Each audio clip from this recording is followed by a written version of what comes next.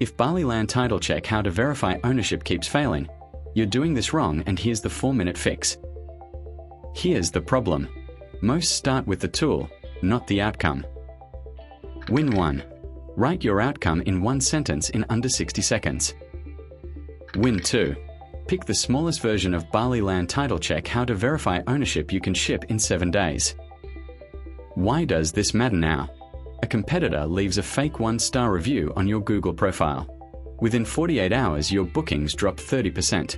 Bali Land Title Check How to Verify Ownership done right closes that gap in days, not months. Most people fail here. They jump straight to tactics without defining the outcome. Do not do this.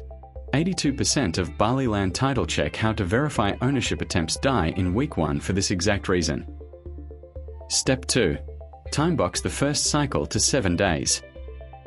82% of Bali Land Title Check How to Verify Ownership attempts that ship in week 1 keep going.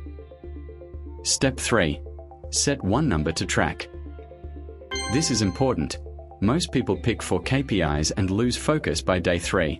One number costs $0 and saves 4 weeks. Here's the problem. DIY. 3 months, no result, frustration. Bali Land Title Check How to Verify Ownership with the Bali Lawyer. 7 days, first result, momentum.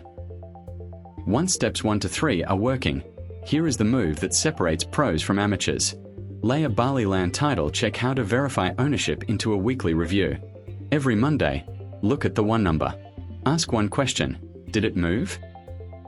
If yes, double down.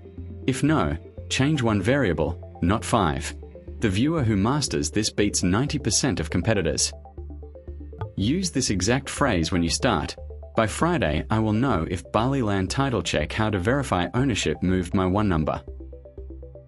Outcome first, tool last. Ship the smallest version in 7 days. Track one number weekly.